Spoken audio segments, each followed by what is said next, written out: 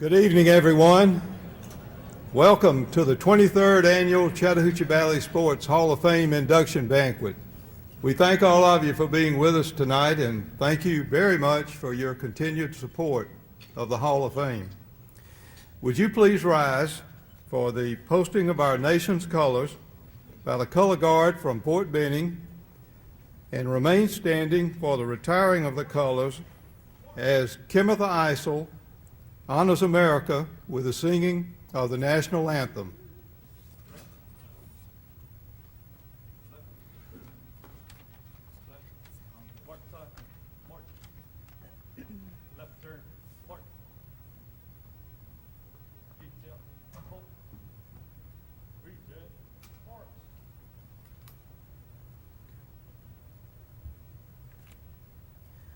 Oh, say, can you see by the dawn's early light what so proudly we hailed at the twilight's last gleaming, whose broad stripes and bright stars through the perilous fight o'er the ramparts we watched were so gallantly streaming, and the rockets regular, the bombs bursting in air, gave proof through the night that our flag was still there.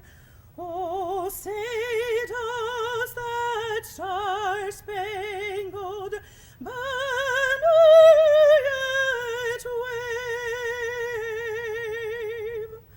o'er the land of the free and the home of the brave?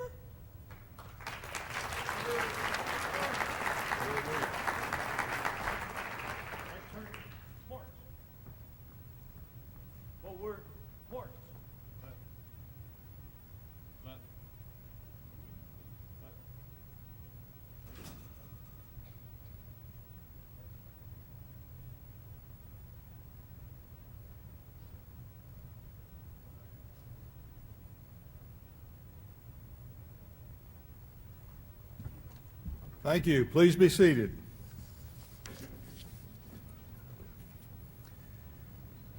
It's a great pleasure at this time to introduce to you the class of 2018.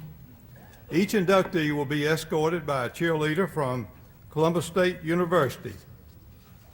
Let's begin those introductions. From Kendrick High School and Georgia Tech, 2018 inductee Rudy Allen.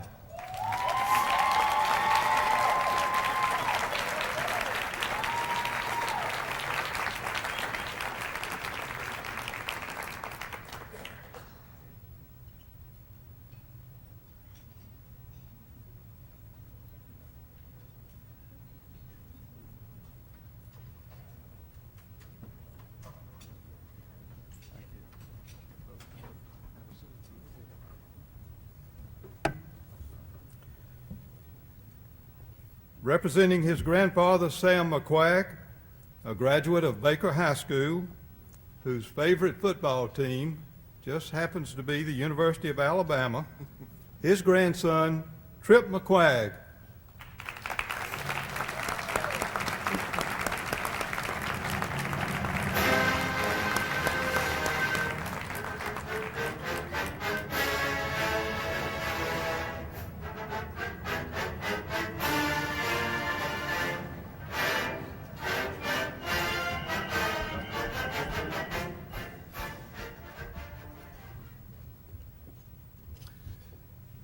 From Towers High School in Decatur, Georgia, and the Columbia School of Broadcasting, 2018 inductee Scott Miller.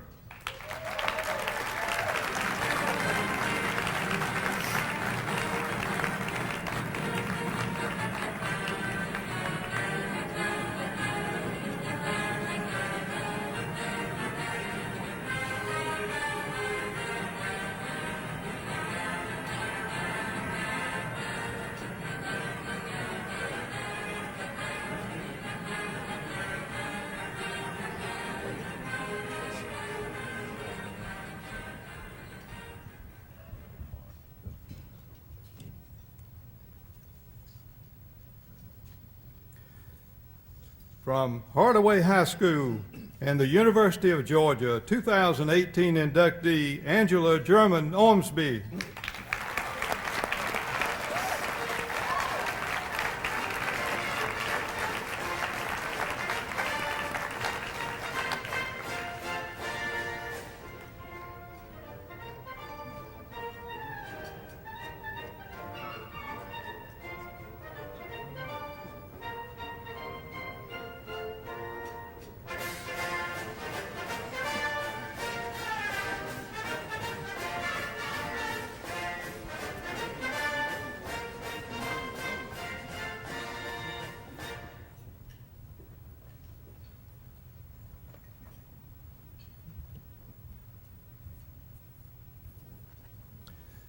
From Columbus High School and the University of Georgia, 2018 inductee Karen Hill Waters.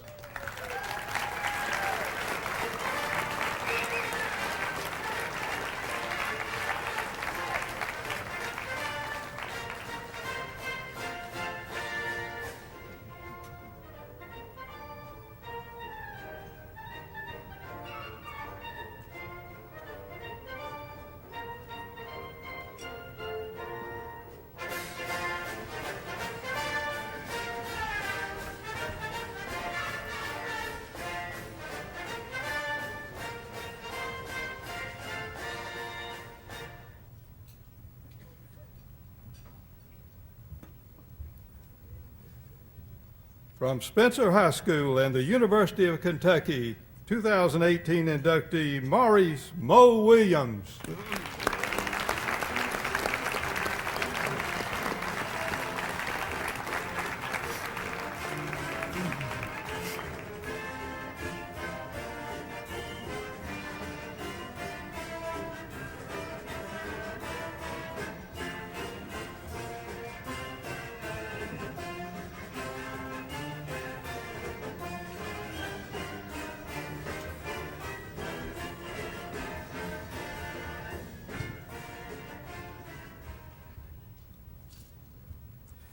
Ladies and gentlemen, if you'll kindly refer to the program on the table before you, you'll note that we'll begin shortly with the invocation, followed by dinner. Following dinner, we'll recognize notables in attendance, past year inductees, or any other representatives. And then, of course, the highlight of the evening, the induction of the class of 2018. At this time, it's my pleasure to introduce to you the pastor of First Baptist Church, Columbus, Dr. Jimmy Elder, for our invocation. Dr. Elder. And still no cheerleader this year. We're working on it. We'll see what happens. You know, whenever you offer an invocation, one of the things you do is you're asking God's special blessings on what's taking place, on the gathering of people. This is a room full of very wonderful people who make contributions to this community. We're honoring people who've made contributions to the sports world and actually have helped build the reputation of this community as well. But one of our unsung heroes in the middle of all of this is Jim White, because Jim puts so much into this, and this is a passion of his. And I want you to join me before our invocation in just thanking Jim for all he does.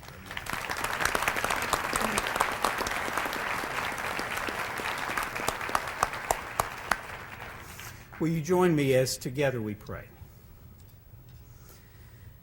Lord, we live in a world where accomplishment, positive ideas, blessings, good things, servants who lead are really the hallmark of what makes this community what it is. We sense in all of that a depth of love and a depth of commitment that has built strong connections and has accomplished much. We never forget that you're the giver of every good gift and every perfect gift. And as we receive them, then we become stewards of that. And tonight we honor individuals who are stewards of the extraordinary talents that you've given to them. In turn, they've taken them and developed them and handed them back to a community and as inspiration in other lives. and we're grateful for that as well. May tonight be not only a night when we honor individuals, but may our hearts be inspired to rise to the very best of who we can be and to make contributions to this community that will build reputation, will build hopes and dreams and open doors for others, and raise the level of conversation to the things that are good and loving and wonderful about the world you've created. Thank you for the nation in which we live, the community in which we live, and the people we're privileged to serve as we serve one another. In the name of Jesus we pray. Amen.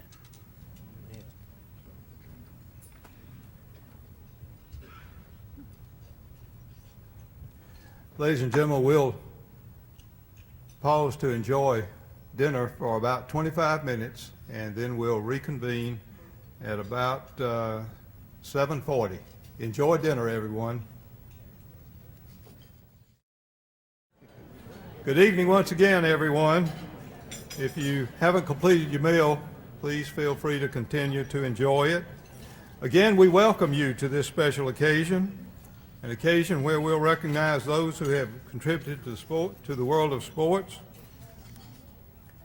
However, before we honor the class of 2018, there are some special people that I'd like to recognize out there in the audience. Let's begin with Jordan Hill, Ledger Enquirer sports writer. Jordan, in my opinion, did an excellent job in writing stories this week on the Hall of Fame, and I join you in giving him a huge round of applause. I also like to thank Brendan Robertson at WRBL TV3, Dave Platter at TVM, and a special thanks to two right-hand men that I enjoy immensely supporting me and helping me with the production of this banquet, and that's Phil Scoggins and Robbie Ross. Please join me in giving them a warm round of applause.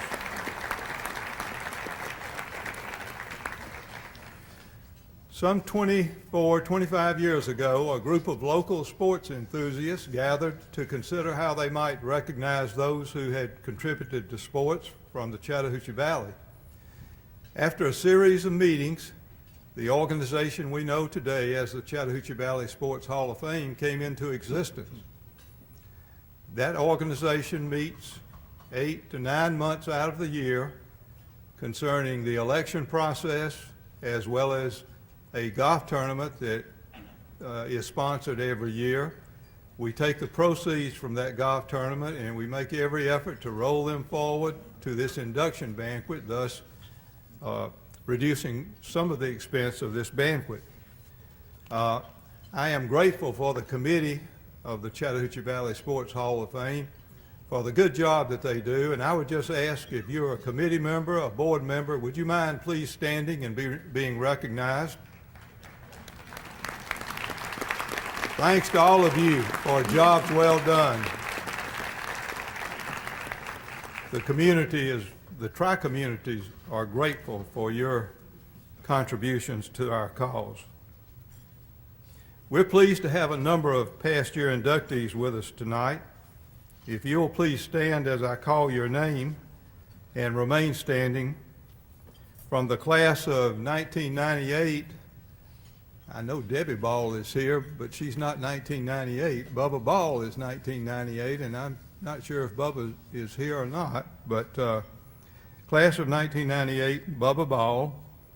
From the class of 2003, I think Jan Green was going to be present tonight. Where is Jan? Jan, welcome. From the class of 2003, Bill Plager. I know Bill is here. From the class of 2004, Wallace Davis. From the class of 2005, Bobby Howard. From the class of 2008, James Patrick. From the class of 2010, Greg Camp. From the class of 2010, Dan Kirkland. From the class of 2011, Claude English. And from the class of 2011, representing her father, Joe Harrell, his daughter, Patty Robinson. Patty,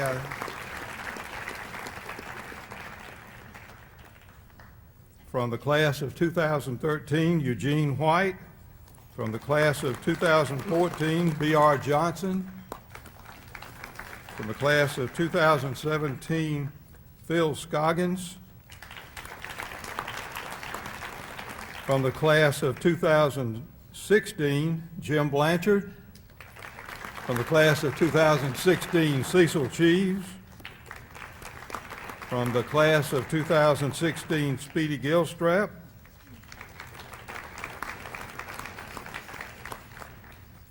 I believe I have named everybody that whose eye I caught as you came in. Have I missed anybody? Otis Sistrunk. Where are you, Otis? Please stand.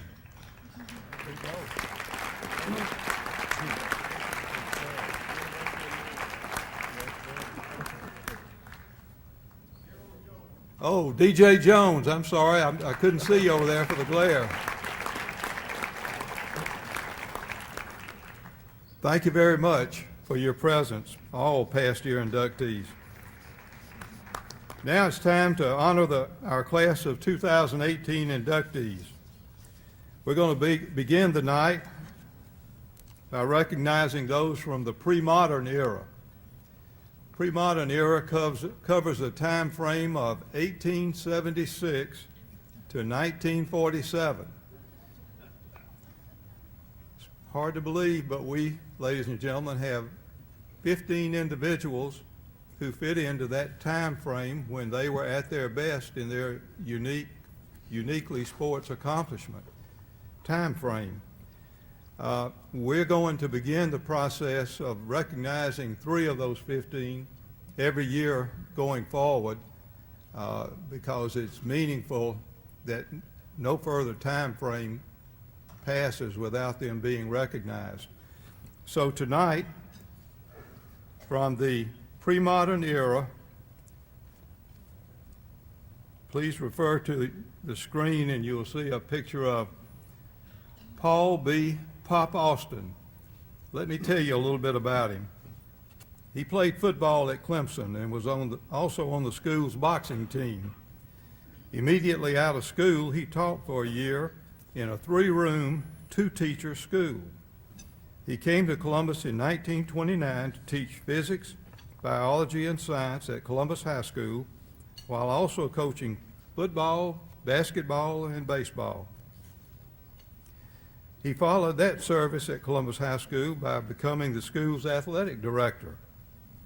Then came a long stint with the Columbus Recreation Department, becoming superintendent of recreation in 1948. During his tenure with the Columbus Recreation Department, the number of full-time playgrounds increased from 5 to 32, all the while assisting in the operation of the various sports programs did he offer himself. During his supervisory years, 2 gymnasiums were built, and plans were laid for what became the Pop Austin Recreation Center on Alexander Street. Ladies and gentlemen, the Chattahoochee Valley Sports Hall of Fame is pleased to induct posthumously Paul B. Pop Austin.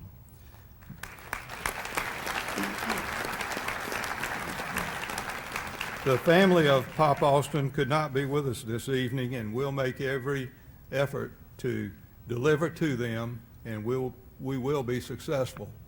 The plaque in his honor, as well as a DVD of this event tonight. From the pre-modern era as well, Dan Alto Kirkland was born in Dothan, Alabama in 1921. His family moved to Columbus, where he became an outstanding 3-sport athlete, excelling in basketball, baseball, and golf. He became the starting center on the Columbus High School basketball team as a 9th grader. He was voted all G1 AA center as a 10th and 11th grader. He received the first full basketball scholarship granted by the University of Georgia. He became the starting center on the Georgia basketball team as a sophomore for the 1938-39 season, and as a junior, he led the Bulldogs to their first ever trip to the finals of the SEC tournament, where they lost to Kentucky. He was named as the center on the All-SEC team in his senior year when he was team captain. That was the same year when Columbus residents James Skipworth and Sonny Swift were captains of the Georgia football and golf teams, respectively. Dan Kirkland toured with the House of David basketball team during the 41-42 season before enlisting in the Army in 1942. His baseball exploits included him being the leading hitter in the region in which Columbus High played at that time, as well as he was a starting left fielder his 3 varsity seasons at the University of Georgia. In the mid-30s, there were 3 major golf tournaments held in Columbus: the City Championship, the Columbus Country Club Championship, and the Columbus Country Club Invitational, which was the forerunner of the Southeastern Invitational. Over a two-year span, 1937-38, at the ages of 15 and 16, he won 5 of the 6 tournaments held. At one time, he held the course records at all 4 local courses: the Country Club, the old Rexview course, the Lions Municipal course, and the Fort Benning course. Ladies and gentlemen, the Chattahoochee Valley Sports Hall of Fame is pleased to posthumously induct Dan Alto Kirkland. Accepting for the Kirkland family are daughters Donna Kirkland Cantrell and Judy Kirkland Whaley.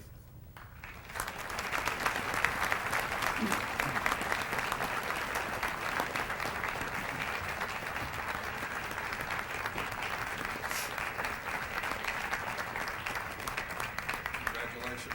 Thank you. On behalf of my father and all the Kirklands, we certainly appreciate this prestigious award. Well, you're quite welcome. Thank you Congratulations. very much. Let's take a look at the camera Oh, lady my. here. Y'all want to hold this together? Oh, Let me okay. just get in the background. Have we got it right? Here we go.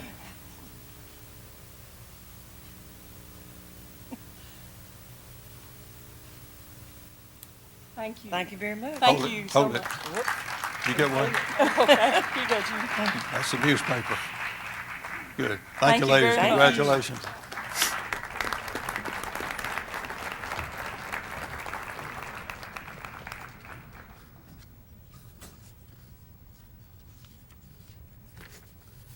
From the pre-modern era, James T. Skipworth participated in all of the activities of the YMCA from the time he was 9 years old.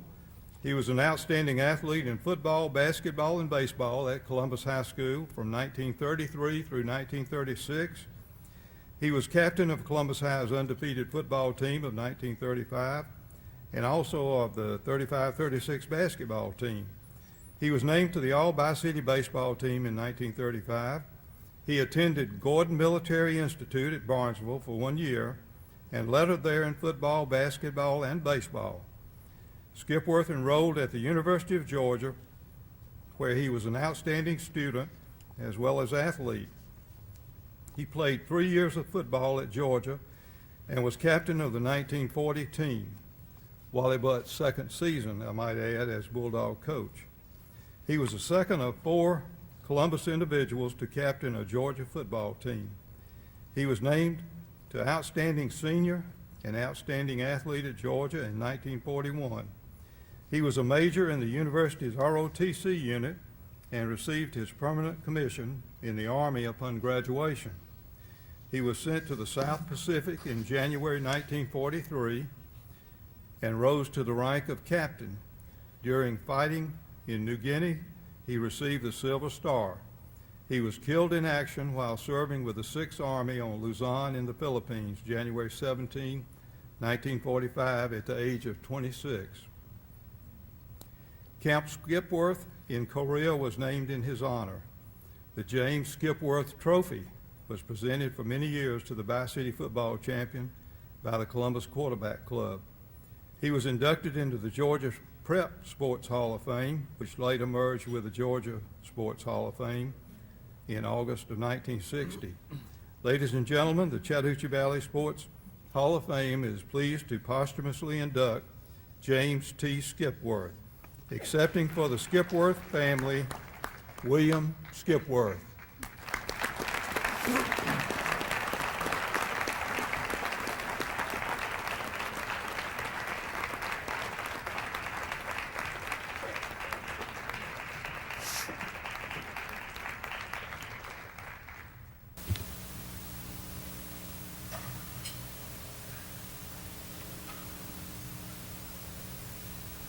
Congratulations.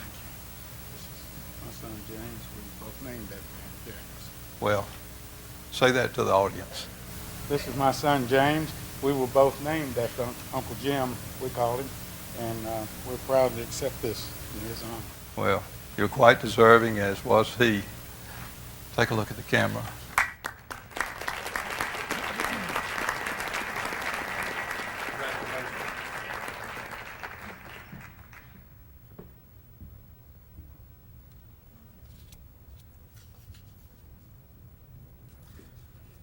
Now it's time to honor our class of 2018 inductees from the modern and current eras, covering that time frame from 1948 to the current date.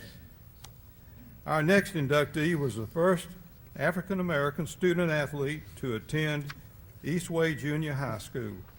He was the first African-American to play sports at Eastern Little League. He was the second African-American to play quarterback at Georgia Tech. He lists his major accomplishments as his marriage to his wife, Regina,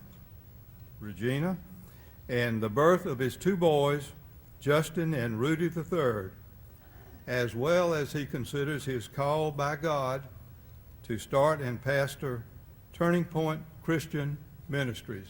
If you'll please direct your attention to the screen. Rudy Allen's giftedness on the athletic field was apparent early on. He was so versatile he earned letters in 4 different sports at Kendrick High School: basketball, baseball, track, and football. But it was his efforts on the gridiron that would lay the foundation for what was to come. In 1970 and 71, he led the region in passing, which earned him all Bi-City honors both years. He was an honorable mention on the high school All-America team selected by Coach and Athlete magazine. Rudy was also an All-Southern honorable mention. After first announcing that he would sign a scholarship with Georgia, Allen changed his mind and inked a grant in aid with Georgia Tech. Rudy was co-captain of Tech's undefeated freshman team in 1972. That season, as a backup quarterback, he went 26 for 52 through the air, 307 yards, 4 touchdowns, and just 2 interceptions. The fact that Rudy was a passing quarterback on a team that ran the wishbone probably hampered his career. His junior year was his best with the Yellow Jackets. He went 28 of 52 passing for 357 yards and 2 touchdowns. He also rushed for 157 yards and 3 TDs. Rudy will forever be remembered for one particular play in his college career. With time running out against Notre Dame and the Irish with a commanding lead, Notre Dame's Rudy Rudiger was put into the game. He was a walk-on who had never played a down. He tackled Allen for a loss. That moment was memorialized in the popular sports film entitled Rudy. When talking about the movie, Allen likes to refer to this photoshopped picture showing that Rudy lined up off sides. Rudy Allen signed a free agent contract with the Chicago Bears after finishing up at Georgia Tech, but health issues did not allow him to pursue a pro career. Ladies and gentlemen, the Chattahoochee Valley Sports Hall of Fame is proud to induct Rudy Allen. Look at the camera down there. Congratulations.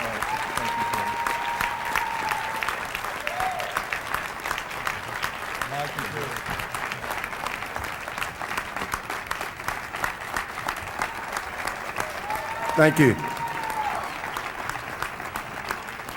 Thank you. I have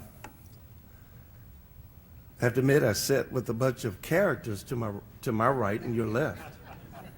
And I was reminded that when Jim introduced me and I was coming up, that they didn't play the Georgia Tech fight song. But for Trip, they played the Notre Dame fight song. So it probably would have been appropriate had you played the Notre Dame fight song for me, and it would have reminded you and me of how much of a scrub I was for letting him tackle me. On a serious note,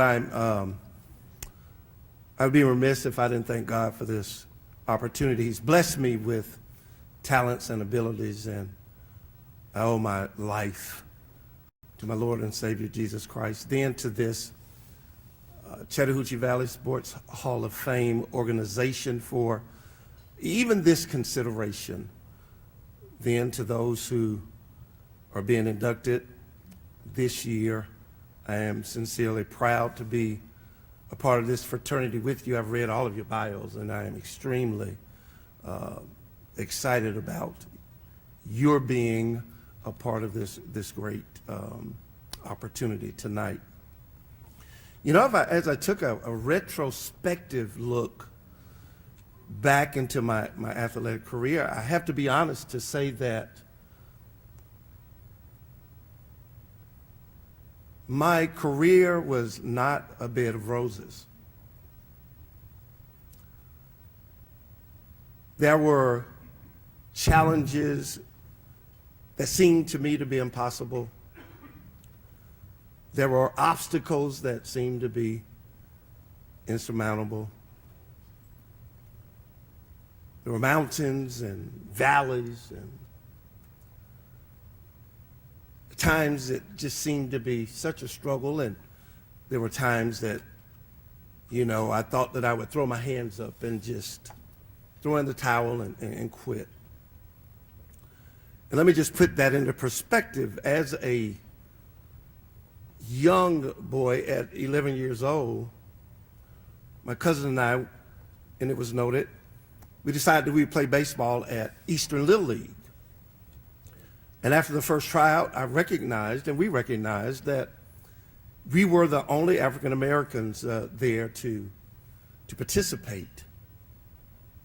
That year, as I remember, I led the league in home runs. But I learned at the end of the season that I had not been selected to the All-Star team. Then we move on to 12 years old. I attended Eastway Junior High, and after the first day of school, I recognized that I was the only African American there. Imagine. There were days that I had to fight for my lunch money, and every day I was called everything except a child of God. And there were times when I wanted to throw in the towel, throw up my hands, and quit. Then at Georgia Tech, I signed under Bud Carson, and he left. I played 1 year under Bill Futcher, and I assumed that the next year I would inherit the quarterback starting position. And Mr. Pepper Rogers comes to town with his wishbone, and he takes a defensive back and converts him to a quarterback, and we shared time. I can remember, though, it's very interesting how Mr. Myers, who was my friend and brother who started most of the time, we would get in games and we would be on the brink of defeat, and with 5 minutes to go in the game, they would call my number. And on many occasions, we were able to come in and lead Georgia Tech to victory. And I often wondered if I could do that in 5 minutes and 4 minutes, what could I have done with 42 minutes of play?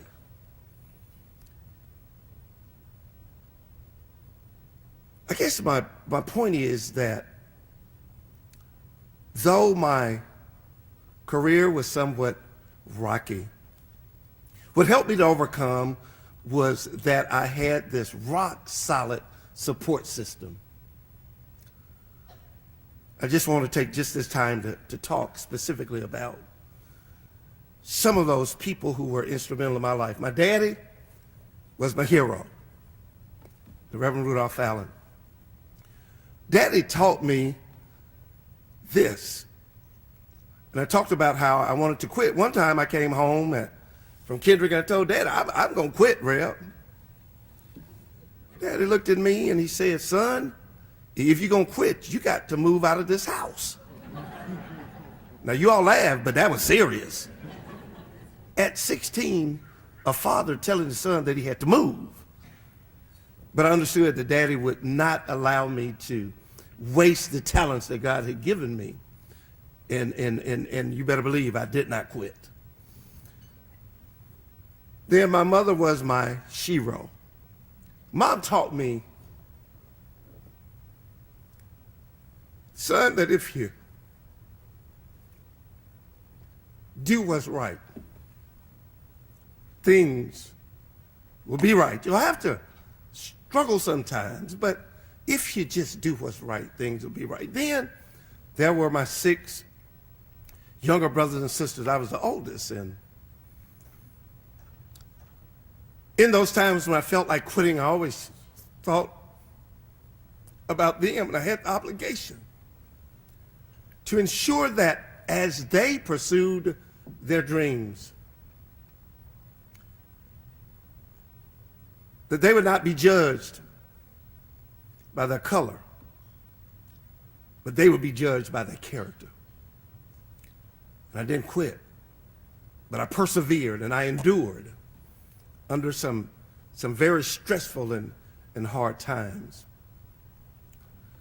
Then there was this pretty young lady named Rudy Allen that I've been married to for 37 and a half years.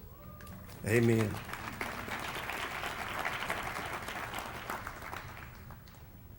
And my 2 boys, Rudy III and Justin, they are my inspiration. And they often encourage, and their support is never ending. And by the way, they are all preachers, amen. And now, as I close, I no longer throw touchdowns for Tech or, block and tackle. But I thank God now that he's called me into the ministry, and I'm blocking and tackling and throwing touchdowns for the Lord. Amen.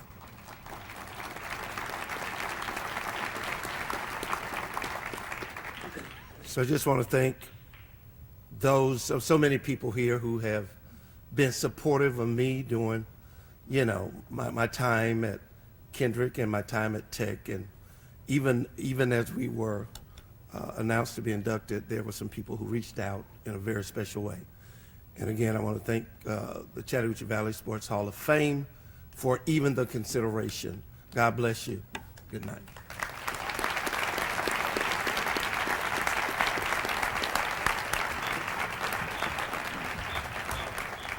Congratulations, Rudy, and congratulations to the Allen family as well. Our next inductee was the 1965 NASCAR Grand National Rookie of the Year. He was the winner of the 1966 NASCAR Daytona Firecracker 400. He accomplished 1 win, 9 top 5s, 21 top 10s in 62 NASCAR starts. He was a member of the original NASCAR Legends class of 1991, and he was winner of more than 250 short track feature benefits. Please direct your attention to the screen. Whether flying around the racetracks or flying through the skies, Sam McQuagg left an amazing legacy.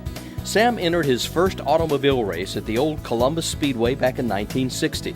He made quite a name for himself on the short tracks around Georgia, winning 35 of 37 races, including 19 straight at the Valdosta Speedway. He joined NASCAR in 1965, blazing a trail on the way to 5 top 10 finishes in 16 races. That earned him NASCAR Grand National Rookie of the Year honors.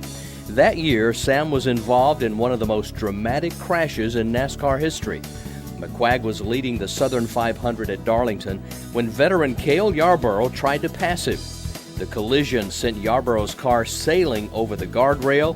It rolled half a dozen times. Yarborough miraculously walked away from the crash.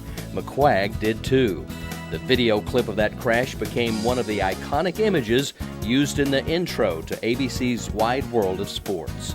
Sam's racing career continued to skyrocket in 1966. He finished 5th in the Daytona 500. McQuagg went on to take the checkered flag at the Firecracker 400, and in that race, he became the first driver to use a spoiler to stabilize his car at Daytona. Sam was ranked 15th among NASCAR drivers in 1966, finishing in the top 10 in every race in which he competed. 1967 saw Sam involved in another heart-stopping crash. He was driving Cotton Owens' Dodge at Darlington when he tangled with another driver, flipping numerous times before finally coming to a rest. McQuagg left the top circuit in 1969 after 62 NASCAR Grand National races. He finished in the top 10 21 times. Sam followed his racing career with a successful stint as an executive pilot, which lasted for over 25 years. He passed away in 2009 following a battle with cancer.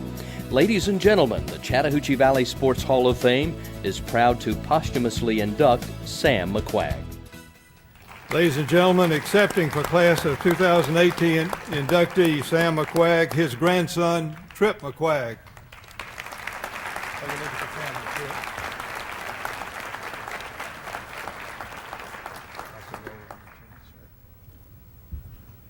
Thank you so much for having us here tonight, and everyone that put this event on. It's really great, and I've had a great time talking with these guys already tonight. We're kind of having maybe a little too much fun over here. But I guess I just wanted to start by saying, I thought I was a little nervous coming into this, but I know for a fact there's no one here as nervous as my grandmother is right now. She's not sure what I'm going to say, but I'll keep it nice, I guess. No, and we just wish Sam was here with us today, or Paul, as I like to call him. If he were here, he would be so honored and so humbled to be included in the hall. He might have even worn a coat today, I'm not sure. It would have taken a little bit of heckling to get him to put that on, but I think we would have got him to do it.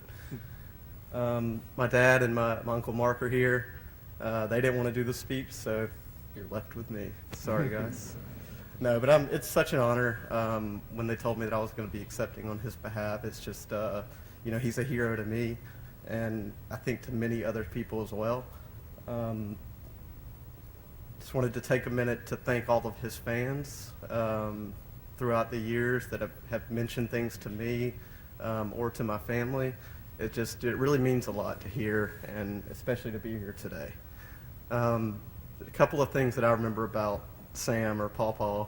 When I was little, it was probably after racing was pretty much done. In '91 when he had the Legends race, I remember a little bit of that, but I was a little too young. My best memories of him when he would call me up, and he would need computer help more than probably anyone that I can ever think of. I probably showed him how to attach an image to an email, 150 times, something like that. And many times he called me back to the shop. He never quit working. He was always working on cars, working on something. I'd have to find a little spring about the size of my pinky tip on a shop floor that's 100 by 100, or else this whole part would not work. So the pressure was on many times. But one thing I really recall is I got to go on trips with him during the summertime. He was a pilot when I was. And my dad was also a pilot, Sam Jr. So just getting to spend time with them and growing up real close to my grandmother and my grandfather, it really was very meaningful. I was very lucky to be close with them like that. One time we were going to Atlanta. It was just me and my grandpa. I'm not really sure what we were going to do. Probably find a part for a race car or something. And, I was just really excited, like riding with my grandpa to Atlanta on the highway. We're going to be flying. He's a race car driver. It's going to be great.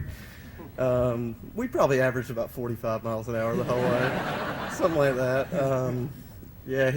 About that time I realized he was in full retirement mode by then. But no, he kind of just did that later in life. He slowed down, and him and my grandmother got to travel the country in a motorhome. And I know that those are just some really cherished memories for her and for our entire family. So just again, I wanted to thank the Hall, and we're just really glad to be here and to be a part of all of this. Thank you very much. Good job. Congratulations, Tripp, for tremendous acceptance speech, and congratulations to the McQuagg family as well. Our next inductee has been the play-by-play voice of the Columbus State University teams since 1977. He was elected to the CSU Athletics Hall of Fame in 2004. He has been honored multiple times by the Georgia Association of Broadcasters for Best Play-by-Play Broadcast in the state of Georgia. He has been covering and reporting on sports in the Chattahoochee Valley since 1976, the longest tenured sports reporter, broadcast or print, in Columbus. He has been the play-by-play voice for 80 NCAA basketball and baseball tournament games, 8 NCAA football national championship games, 20 high school championship games, and minor league baseball championship games as well. He has been a Heisman Trophy voter since 1986. Please direct your attention to the screen. Scott Miller has been synonymous with radio sports in Columbus since he first arrived in the Fountain City in 1976. His 40-plus years on the air make him the longest tenured sports reporter in Columbus, broadcast or print. Working for McClure Broadcasting, Scott established himself as the area's premier play-by-play announcer, calling playoff and state championship games for a number of local high school teams. Since 1977, Scott has distinguished himself as the voice of the Columbus State University Cougars baseball and basketball teams. He's been behind the mic for 3 of the Cougars national championship baseball games, including 2002 when they won it all. The 1-2 pitch, fly ball center field, Sean Sewell's got it! He's got it! Oh! Cougars win! Cougars win! The Cougars win! The Cougars are the national champions! Miller has been courtside calling the Cougar basketball games for 40 years as well. His roommate and sidekick for the majority of those years was the late Herbert Green, CSU's athletic director and basketball coach. The two forged a friendship for the ages. Scott has kept the fans back home on the edge of their seats for every play of 3 Elite Eight basketball games that the Lady Cougars have played in and 2 Final Four games. Plus, he has endeared himself to his fans with a go-to catchphrase that always surfaces when the games are tight. Grab a lucky spot and hang on to it hard. Scott's body of work has included a daily sports report that airs on iHeartMedia in Columbus. For 6 years, he was the play-by-play announcer for the NCAA Division III National Football Championship game. Scott has won multiple Gabby Awards from the Georgia Association of Broadcasters for his play-by-play work. He's also been a Heisman Trophy voter since 1986. And in 2004, he was inducted into the Columbus State University Athletics Hall of Fame. Ladies and gentlemen, tonight, the Chattahoochee Valley Sports Hall of Fame is proud to induct Scott Miller. Ladies and gentlemen, class of 2018 inductee, Scott Miller. Look at the camera.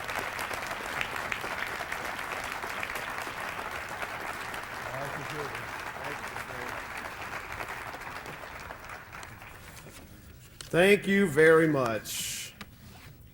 I made a rookie mistake right off the bat here tonight. I did not eat my pecan pie, and Mo has been looking at it hard all night. I got you, buddy. Be careful. Tripp, take a look at him over there. Thank you, Jim, Hall of Fame board. I'm very humbled, very proud to be selected to be in this great Hall of Fame. There's some tremendous names and very special indeed. Thank you, Phil Scoggins, for that great video. Phil's a pro's pro, and Phil and I have been friends a long time. We worked together at WRFC Radio in Athens in 1975. And I see a lot of you doing some mental math out there right now. Guy in the back, how old is this guy? I don't know, he looks a lot older than that, I thought. I can hear you back there, I know, but thank you, Phil, for being a friend for all these years. I don't want tonight, my portion of tonight, to be all about me, because I've had a lot of help. God blessed me with some talent, and I've tried to use it to the best of my ability each and every time. But I wouldn't be standing here tonight without a lot of people giving me a lot of help. And none of what I've ever done on the radio would have been on the radio had the people in charge not agreed to put that on. For the last 19 years, my radio home has been iHeartMedia, and I thank my bosses, Jennifer Newman and Derek Green. Derek's here tonight. We've got as a matter of fact, we've got a table of iHeart people here tonight. It's the loudest table. You probably picked it out. I think they get an early start on Mardi Gras and maybe rolling right into St. Patrick's Day back there. But thank you so much, because without your commitment to local sports, then none of this would have been possible at all. I want a special shout out to my morning show co-host, Wes Carroll. We've co-hosted a morning show on News Radio 540 WDAK for a long time. And it's a pleasure to work with not only a talented person, but somebody who's a good friend. And you make it a lot easier to do that. So thank you. When I first came to Columbus in 1976, I came to work for McClure Broadcasting. And I want to thank the Chuck McClure Sr. family for what they meant to me. And because he was the one that got it started. He said, yes, you do it. You can do it. And I will always be thankful for them. And I wouldn't be standing up here tonight without my radio family, certainly.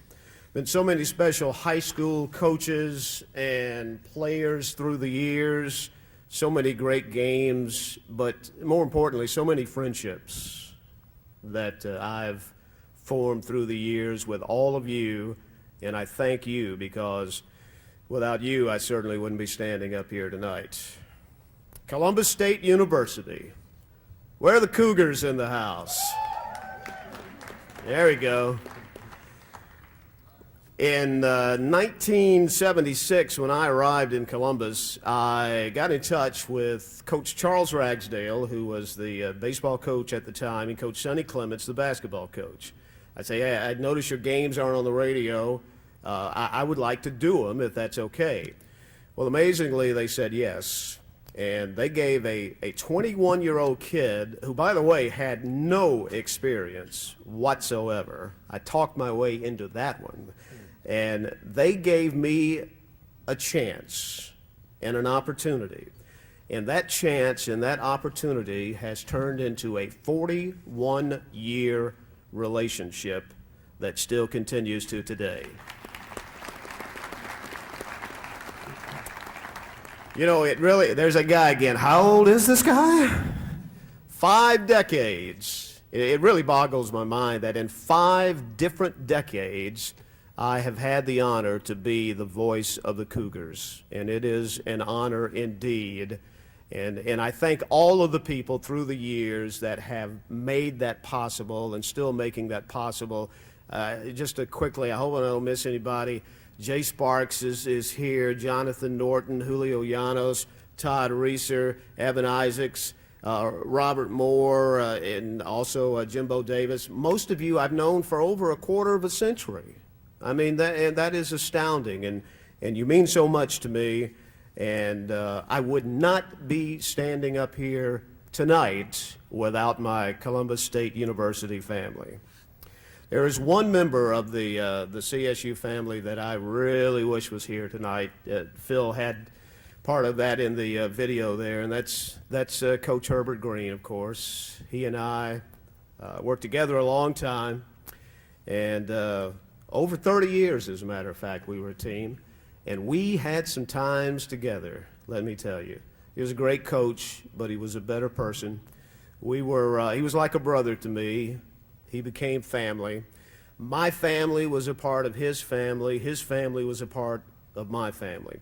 And that's why I am so happy tonight that his wife, Jan, is sitting at my family's table.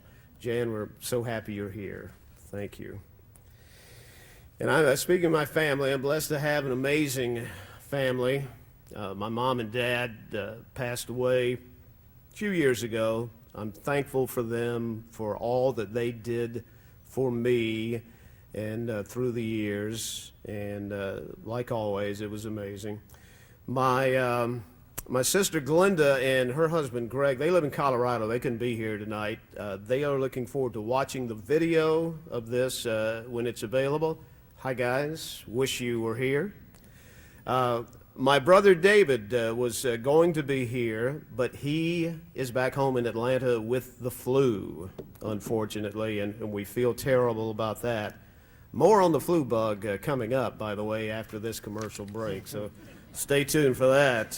We got that for you. My brother Lamar is here, and his wife Esther. Rudy, Lamar's a big Georgia Tech fan in our family, so there you go, the thumbs up with that. And thank you guys for coming as well. My brothers and sister is so loyal and supportive of their big brother, and always have been. And they listen all the time on the iHeart radio app and every chance they get, and I appreciate that so very much. I hit the jackpot when it comes to the in-laws. My mother-in-law, Joyce Henson, is here, and she's always been more like a mother to me than a mother-in-law. Thank you for your love and your support through all these years. My son-in-law, Miles, is here, and when Miles married into the family, it's kind of touch and go, I want you to know that, before I let him into the family. My only daughter, you realize. No, but we didn't get a son-in-law. We got the son that we never had. And so we are glad you are a part of our family. And I certainly would not be standing up here tonight without them. Now this next part, I better go ahead and give you a little heads up here on this. It's going to be tough enough to begin with, but now it's really going to be tough. My wife, Peggy, has the flu, and she could not be here tonight. She's at home, and she's very upset about it, and so am I, and so I hate that very much. But you know, I had a plan when I came to Columbus in January of 1976. I'd be here for a year and a half, maybe 2 years at the most, and I would move on to a bigger city. That's sort of what you did in broadcasting back in those days. I had a plan, but I believe God smiled and said, you know, that's pretty good, but I think I have a better plan. 2 years later, January of 78, I'm still here. A month later, a month after my planned departure, I'm still here. February 1978. I met a Columbus College student named Peggy Henson, and she was the smartest, the sweetest, the kindest, and the prettiest girl I had ever seen. And it didn't take long for me to realize that I wanted to spend the rest of my life with her. Now, I had to be persistent and do some work on my end, but I eventually wore her down, and the following year we were married.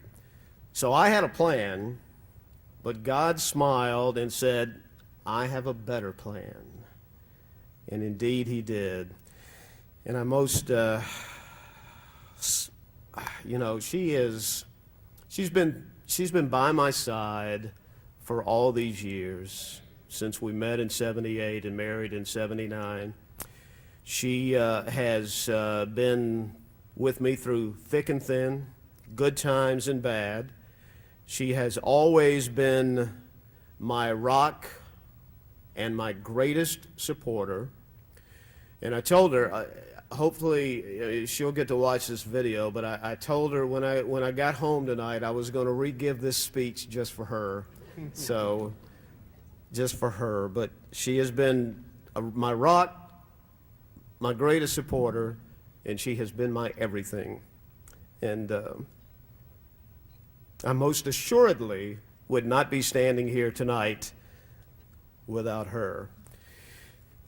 9 years after we were married, God blessed us with our greatest gift ever.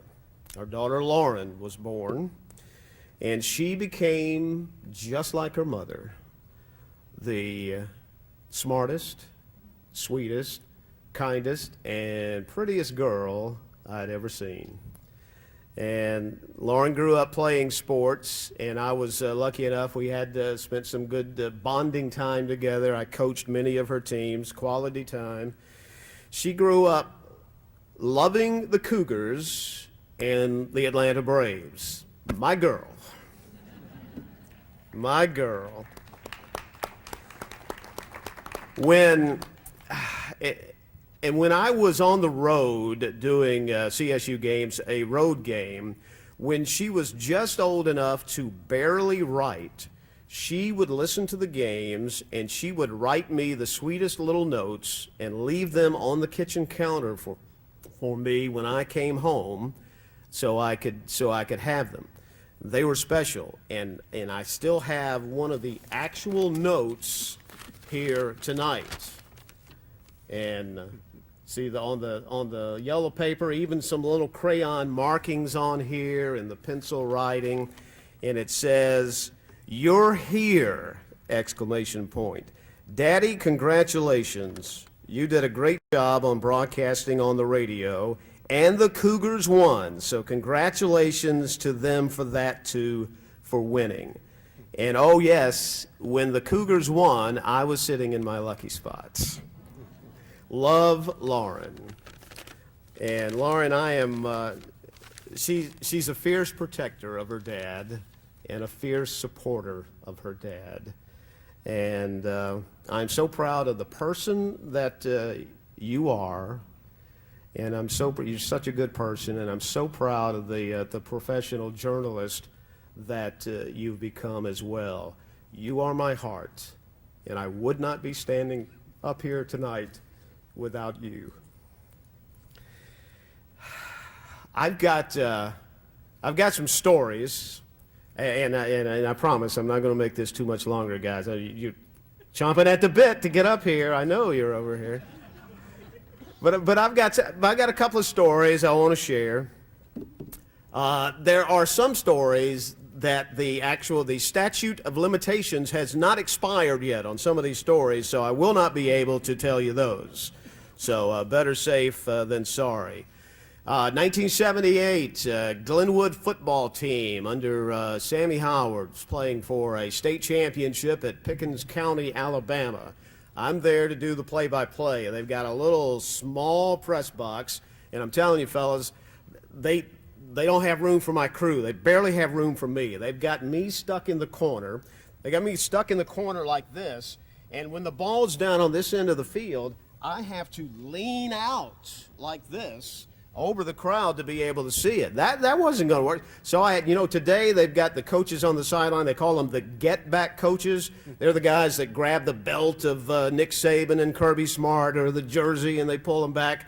I was ahead of the time. I had a get-back guy in the press box. He grabbed my belt every time I leaned out to look down on that end of the field, and so I wouldn't go flying out into the stands.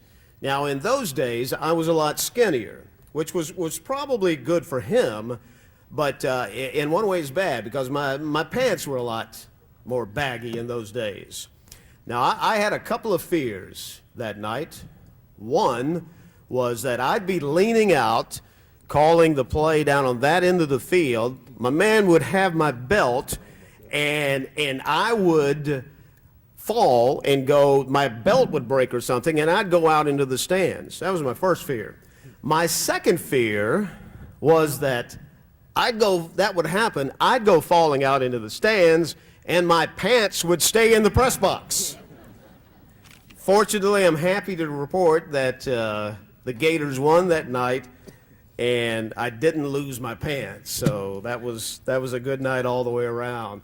In the 80s, the Columbus State basketball team played down in Miami.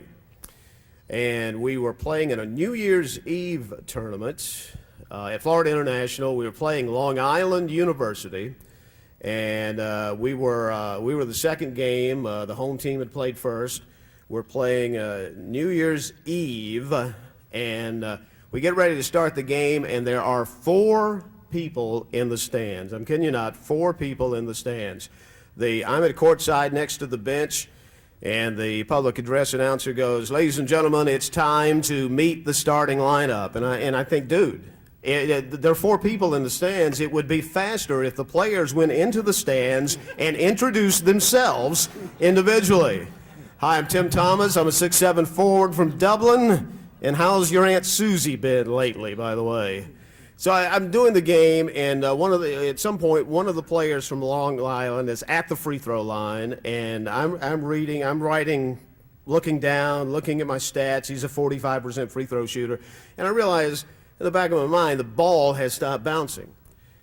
So I look up, and here's the player from Long Island. He is standing and holding the ball and staring at me, daggers through, like I said, "Oh, sorry, my bad.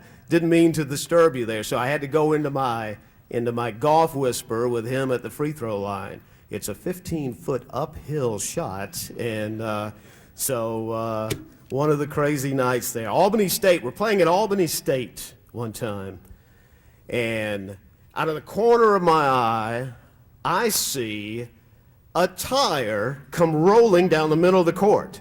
A tire. I mean, it wasn't only a tire, it was the whole wheel. It was the hub, it was the tire, it was the hubcap, rolling right down the middle of the floor. Tim Thomas going down to get the ball, and there goes a tire right by. And Coach Jones at Albany State picked the tire up, and just like it was Tuesday, it happened all the time apparently, and put the tire down. Herbert comes over to me and says, "Now, we rode on the bus over here, right?" And I said, "Yes." He said, "Good. At least that's not my tire. I know that it's not out there." One time, I've been lucky. I've done so many high school championship games. I see Bobby Howard out there. I was lucky enough to do 14 state championship games for the Blue Devils. This was not one of his games, but one time I was at a place. I was on the field. My broadcast position was right next to the first base dugout. The angle was so bad I could not see down into the right field corner. Couldn't see. I had to get one of the freshman players to, if the ball went down in the corner, he came out and told me fair, foul. We worked out the signals: fair, foul, out, safe, just the normal stuff. So it happened a couple of times. Went down, and he'd come out and he'd go out, and I say the guy, the right fielder, catches it, safe. It's a base hit.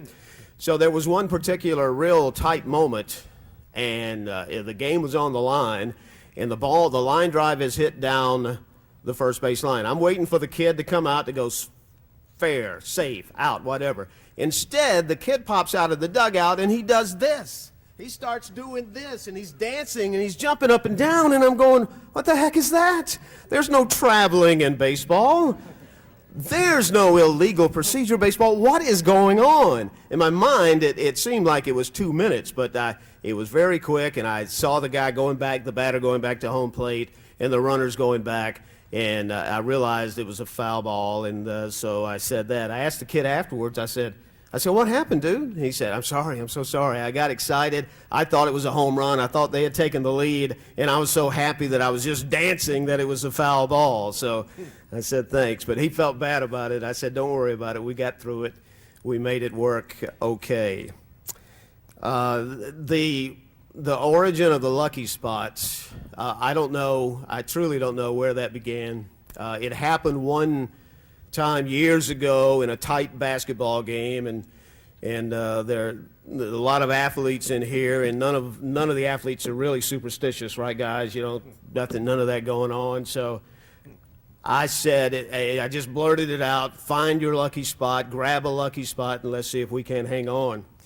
Well, that happened. We won the game, and I said, well, it may not help, but it certainly can't hurt. I think I'll keep trying that. And so it sort of took off through the years. In 2002, when the Columbus State baseball team was in the Division II College World Series, and they won the national championship, it was an amazing run. There were walk-off wins. We're down to the final strike. It was unbelievable, a 5-game run of wins in the World Series. And they won, as you heard on the play-by-play, the national championship. Sometime later, after I got home, I received correspondence from a woman that I did not know. She did not have any family members or acquaintances on the Columbus State baseball team. She just liked to listen to the games, and she did that. She said that during one of the pivotal games, she was putting dishes up in the kitchen, and she had hopped up on the counter to put some in the cabinet.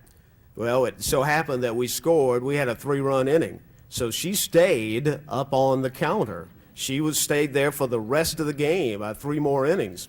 Her husband came in and saw her up there and said, why are you on the counter? And she explained, well, I'm listening to the game. I hopped up here. He said a lucky spot. We scored 3 runs, and I'm not moving till it's all over. Well, very much like that lady, when I moved to Columbus, came to Columbus, found Columbus, Phoenix City, Columbus State, and indeed the entire Chattahoochee Valley. At that point, I knew that I had found my lucky spot, and I was not about to give it up. And I've been here all these years.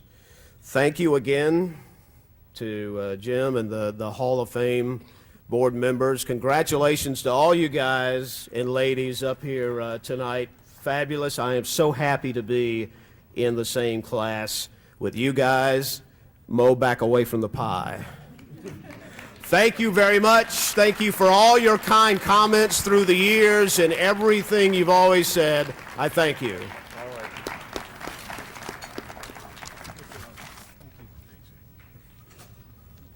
Congratulations, Scott Miller and the Miller family as well. Our next inductee became a member in 2003 of the Ladies Professional Golf Association, the LPGA as we know it.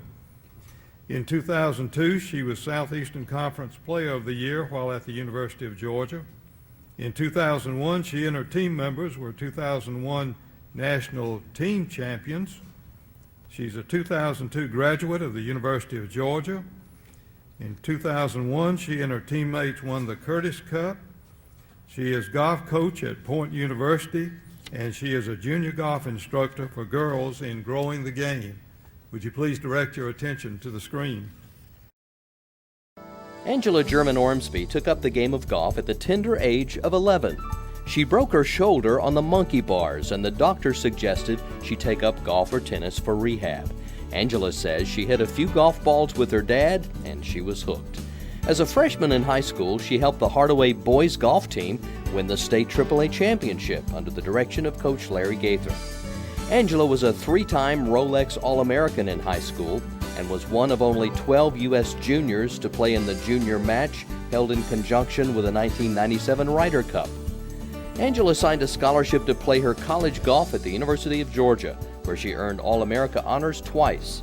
She finished first team All-SEC 3 times and was named SEC Player of the Year during the 2001-2002 campaign. She had a stroke average of 72.91, and that demolished the previous school record. Angela helped her Lady Bulldogs win the 2001 NCAA championship, as well as 2 SEC titles. Angela also was high on the leaderboard in the classroom. She was named to the All-Academic SEC team 4 years in a row. Angela was a two-time U.S. Open qualifier, tying for low amateur in 2002. That same year, she helped lead the U.S. to victory over Great Britain and Ireland in the Curtis Cup. Angela turned pro following her college career, playing 7 years on the LPGA Tour.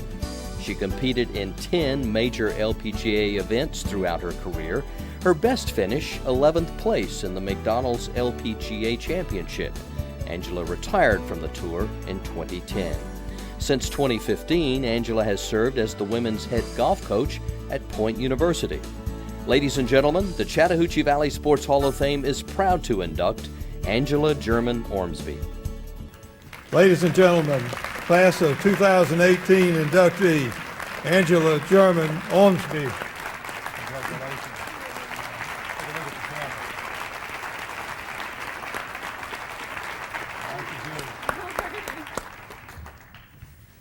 Okay, hi. A lot of you guys that know me know I'm not short on words, so I wrote it out. So I can't take forever. But thank you so much. That video, wow, I haven't seen some of that footage before, or at least in a long time, so it's pretty amazing. Thank you, Phil Scoggins, for putting that together. It's pretty cool. Anyways, I'd like to say I'm deeply honored to be receiving this award along with all my fellow nominees tonight, and those that have come before us. Many of you are here. Thank you for coming. Thank you to the committee for your tireless effort to make this night a reality. Thank you, Mr. White, for everything you do. Small little story, apparently 4 or 5 years ago, I saw Mr. White, and I knew that he was doing this, and I said, I hope the next time I hear from you, it's a phone call to get in the Hall of Fame. And it was. So that was pretty cool. I thank you from the bottom of my heart. I am so grateful to God to give me this gift of golf and to be able to share it to others. The victories, the championships, the awards, and the places that I have visited over the years do not hold a candle to the memories with whom joined me along the way, and I'm so grateful for a lot of them to be here tonight. So my journey began just after my family was restationed here to Fort Benning. I was born in Colorado, and I was not happy about moving to Georgia. I vowed to not get a Southern accent, and I think to this day I'm pretty successful with that because people they never realize I'm from Georgia. So I will never forget driving down I-85 and seeing the tall green trees. I had never seen that before. And at that point, I had found where my heart was meant to be. My first competitive golf experience was at Seniors for Kids, the par 3 course, also now known as Godwin Creek in Bibb City.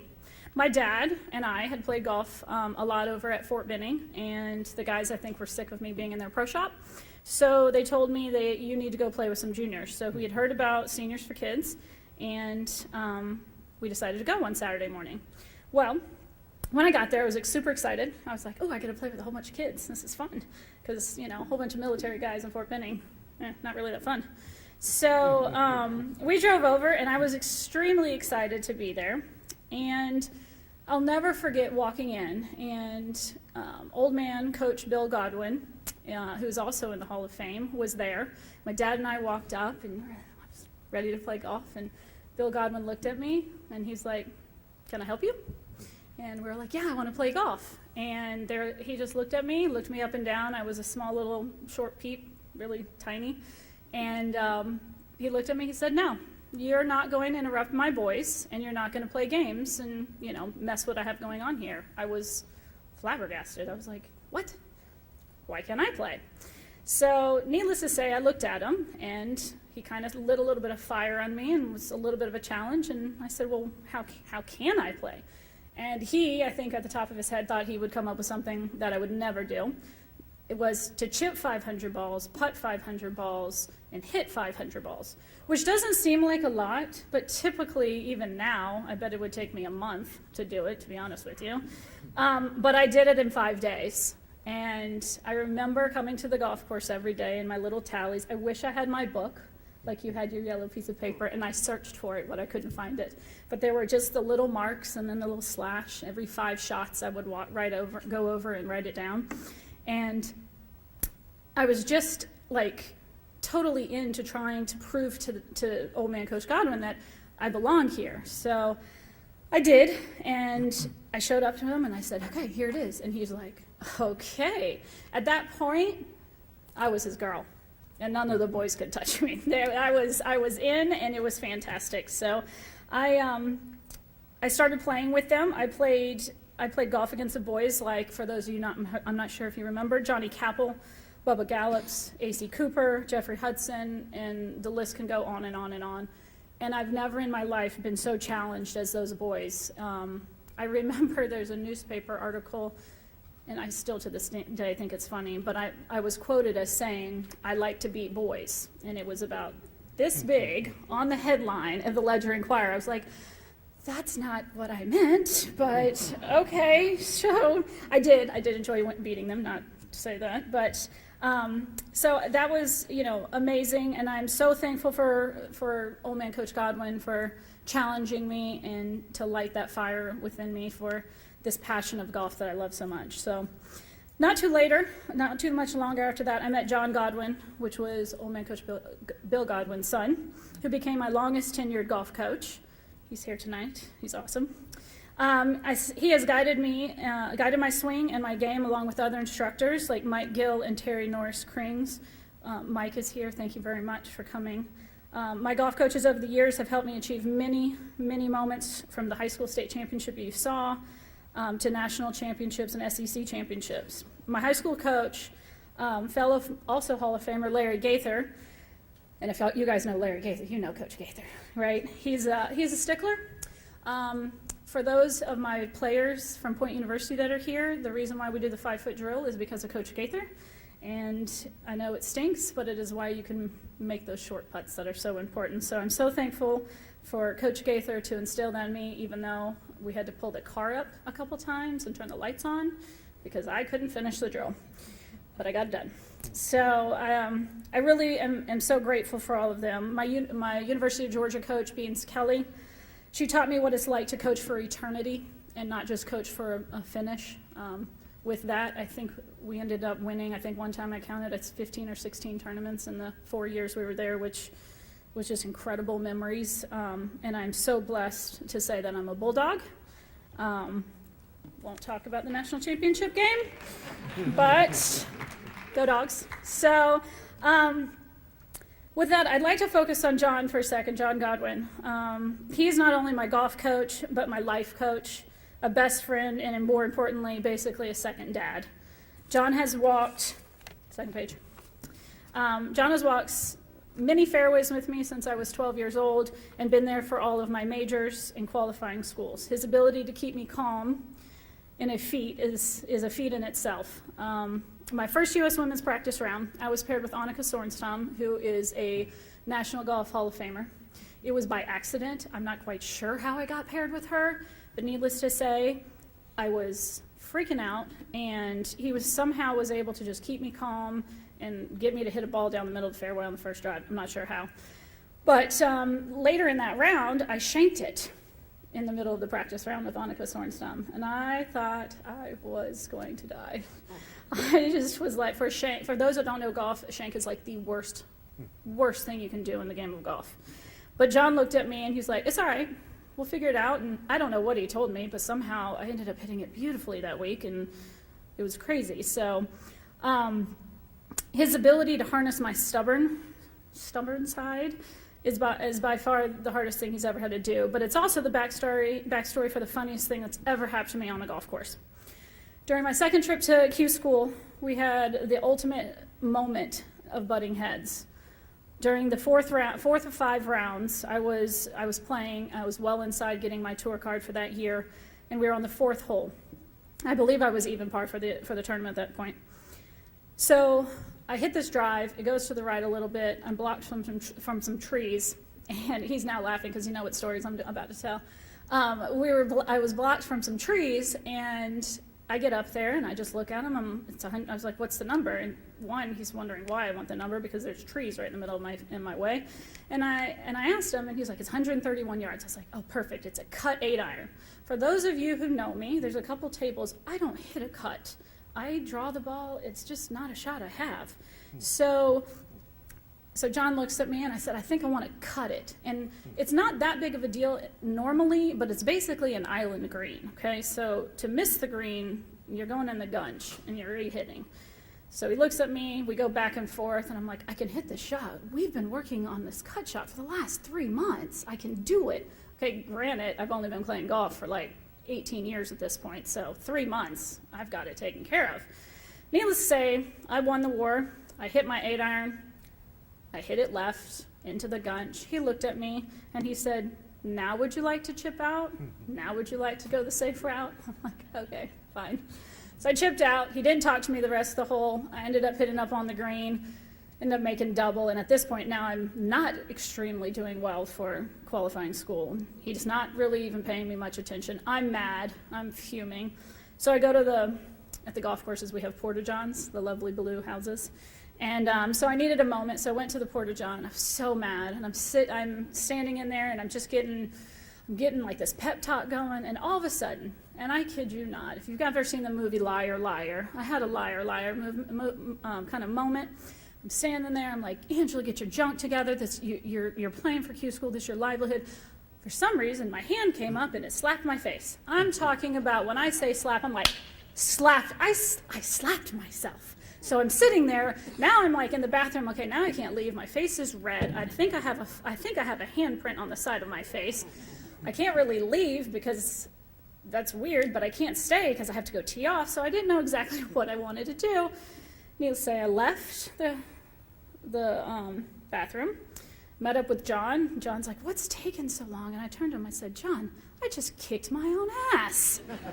So, not exactly the most appropriate, I apologize, but it's the best story ever. We laughed the entire rest of the tournament.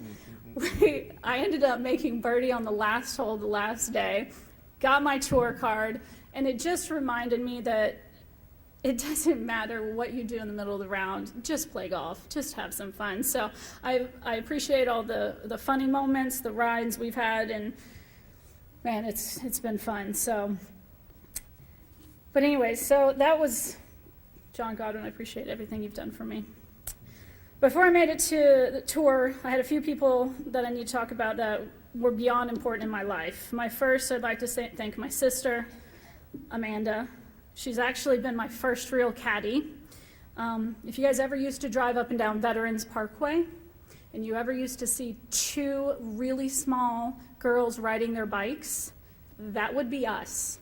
We would ride our bikes from Britt David Park, which is over by where we lived, to the par 3 course, and my sister would be carrying my golf bag on the back of her shoulder so that I could go there.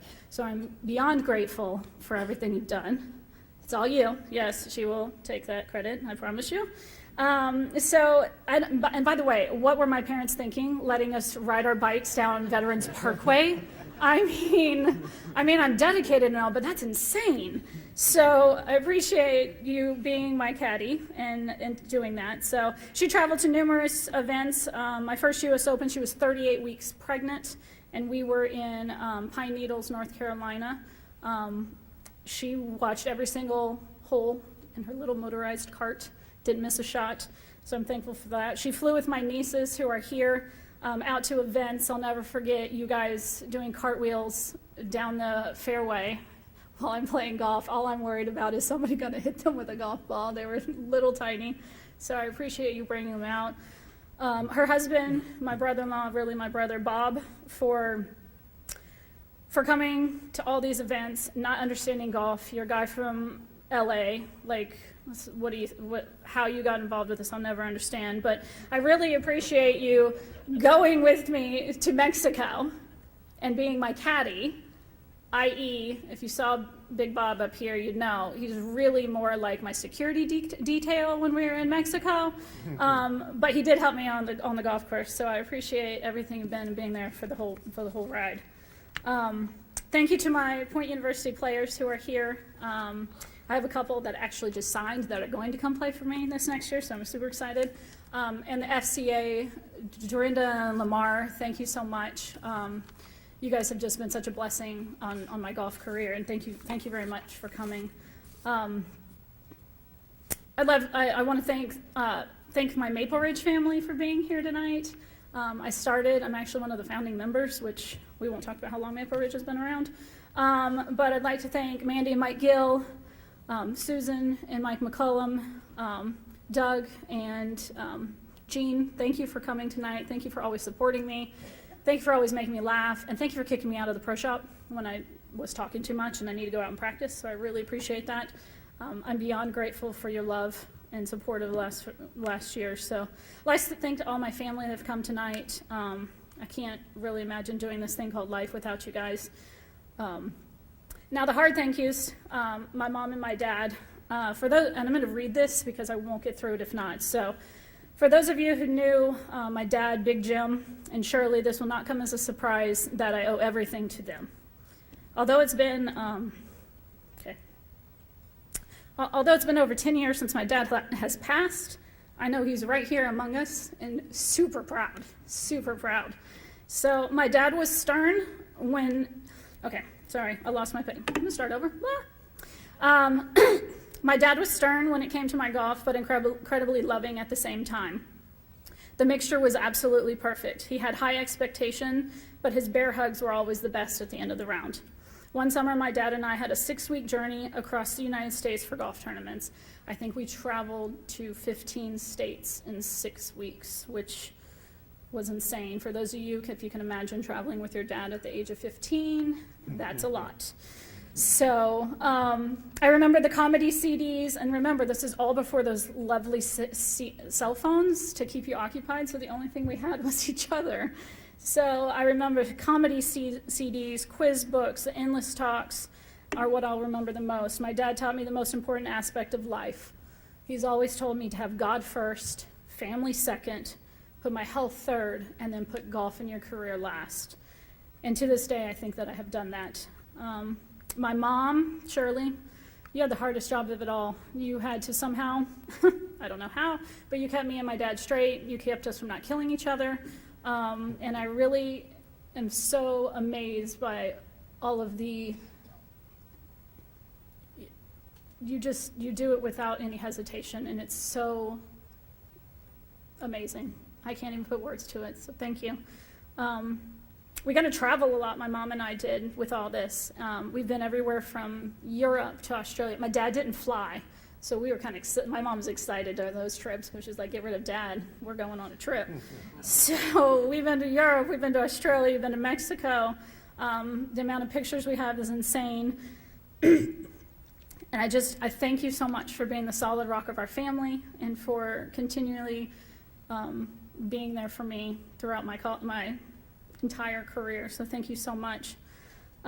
If you knew my family, you obviously knew how proud they were of me, Amanda and Bob. Not only were they proud, they would tell you about it, they'd stop you, they'd stop you anywhere you were. But the crazy thing is I found in the last 5 years, I'm not that far away from that. I was blessed to marry my best friend Todd 5 years ago, and inherited an Insta family of TJ, Ty, and Sydney. And if you follow me on Instagram or Facebook or Twitter, you will know that I rave about these three endlessly. I am so ridiculously proud of you. And I thank you for letting me love you, and thank you for letting me be part of all of y'all's fun, exciting times. I would not be surprised if all three of you don't make it into your own Hall of Fames. So. My husband Todd is actually also a Hall of Fame member back in his city, so I guess we're a power couple, I guess. I don't know. I'm going to have to hashtag it and come up with a name. What is that hashtag? Sorry. My team back there is dying because I just hashtagged. Thank you very much, babe, for always encouraging me. Thank you for encouraging me to play golf at least one tournament a year. You know I love it. You know I love the challenge of it. You are so much like my dad because you are the best father I've ever seen in my life. So thank you for continually showing me that what an amazing father is like. Overall, I mean, my life in the last 25 years has been amazing. My stubborn side is what I'd like to call my passionate side. I use that all the time. I'm passionate, hashtag stubborn. And I am so blessed to have received this award. Thank you so much, Mr. White. I apologize for being so long. You knew it was going to happen. I can't be It can't be that short. My sister's making fun of me because I hashtagged. But I appreciate it, and thank you so much for this honor. Thank you.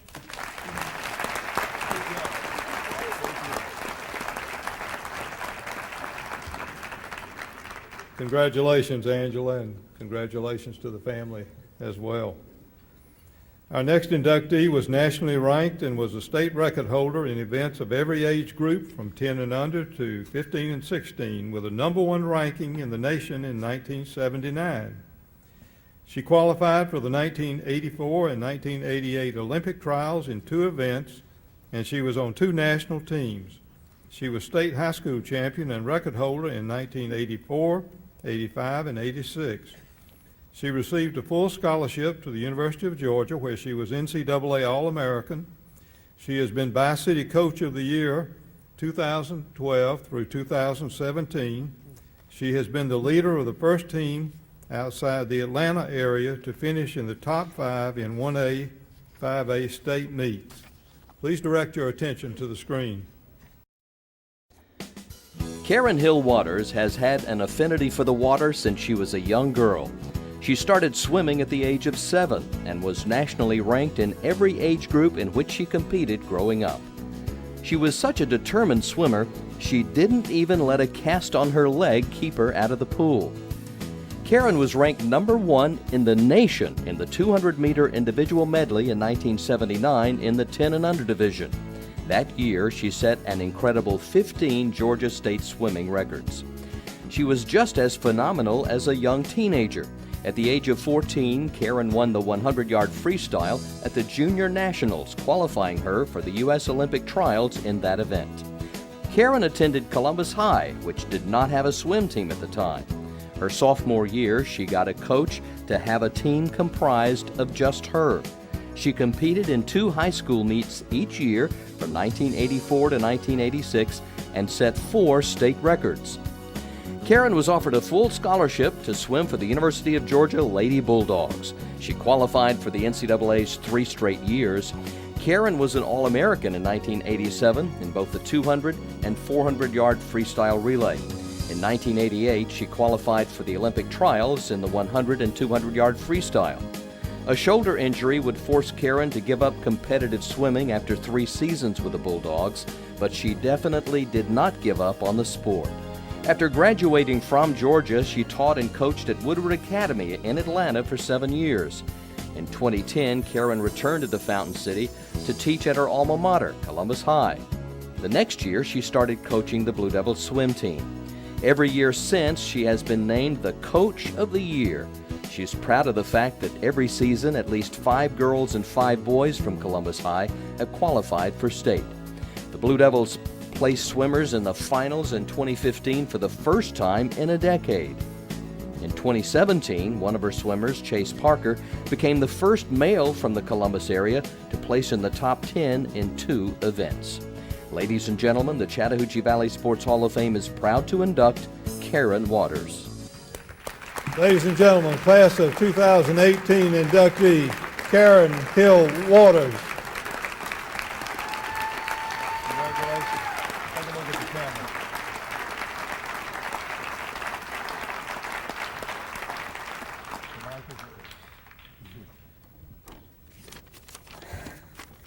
Okay. Sorry. And getting older, I have to put the glasses on. Okay, like she said, had not seen half of that stuff. It's so long. Okay. All right, if you know me at all, you know that I'm not good at this. And if you don't, obviously you can tell now that I'm not good at it. Also, and if you've noticed, I've been on my phone. Actually, I have been on Jordan Hill's phone because my swimmers right now are competing at state. So between that and here, so between them being there and trying to keep up with them, because they are my kids, and being here, I'm just a bundle of nerves, so y'all excuse me. I'd like to first start by thanking God for the talent He has given me and everything He has, and the pleasure and the passion and then giving that to my students. I'm extremely honored and humbled to be inducted to the Chattahoochee Valley Hall of Fame and to represent the sport of swimming. Thanks to Phil Scoggins for putting together that incredible video. He actually was the first one to interview me for sport of swimming. Okay, so swimming has been part of my life for over 40 years. It's given me so much, including this very special honor.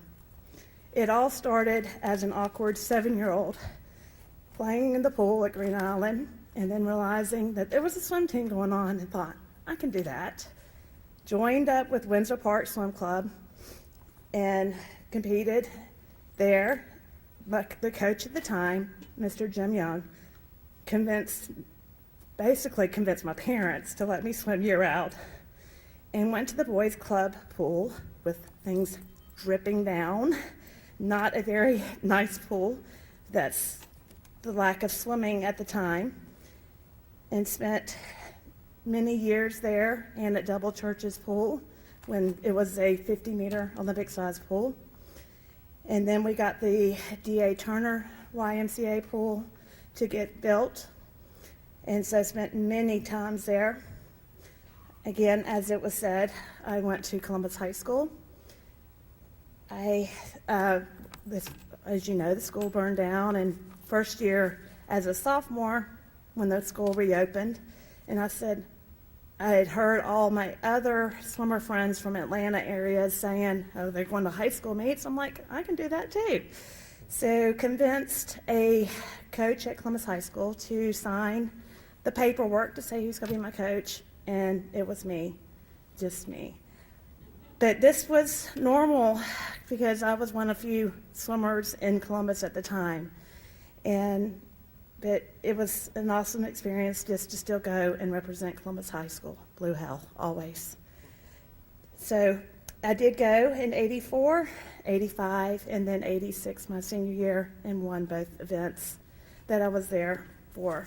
Again, just and more representing Columbus High. Also in that year, as they stated, went to Olympic trials. It was in the article, but to show my immaturity and not knowing really what was going on, my parents had said to me as a 15-year-old going to Olympic trials, if you make the Olympic team, you'll get a car. We'll give you a car. That was more important to me than, at the time, getting on the Olympic team. Of course, it didn't happen. It was close, but it was still very memorable. And to see all those other swimmers that I had grown up seeing, swimming and competing against. I was on 2 national teams, and that meant the world also. The biggest thing was to go to University of Georgia. Both my parents graduated from Auburn, so I, of course, chose Georgia. So Bulldog all the way. And just to have that team and to have my automatic friends, it was just an incredible experience.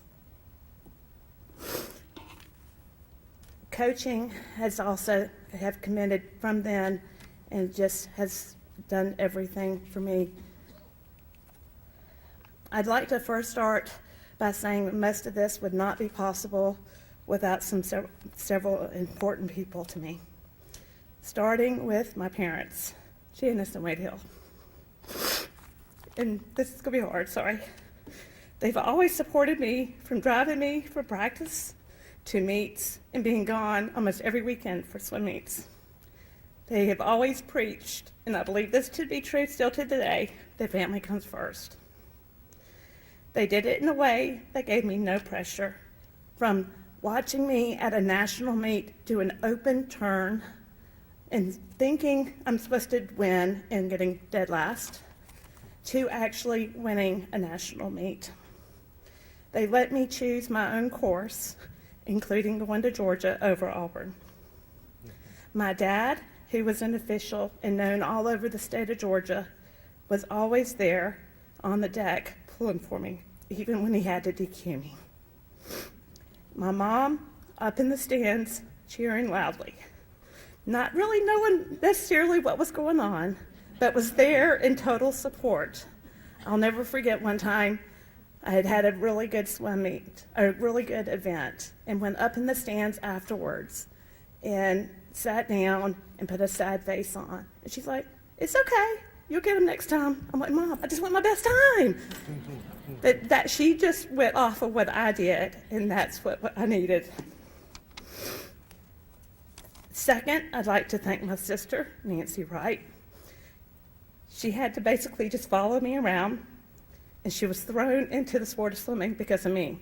She did make her own name and was also a junior national qualifier. And still to this day, one of my greatest memories for swimming is when we went to the state high school meet, and her and two other freshmen, and I was a senior, we won state high school, the medley relay, and broke the state record. And it was extra special because of her being there. Loved you always, Nancy. Then to my husband of almost 25 years, Jamie, you're the love of my life and my best friend. You will always be my rock.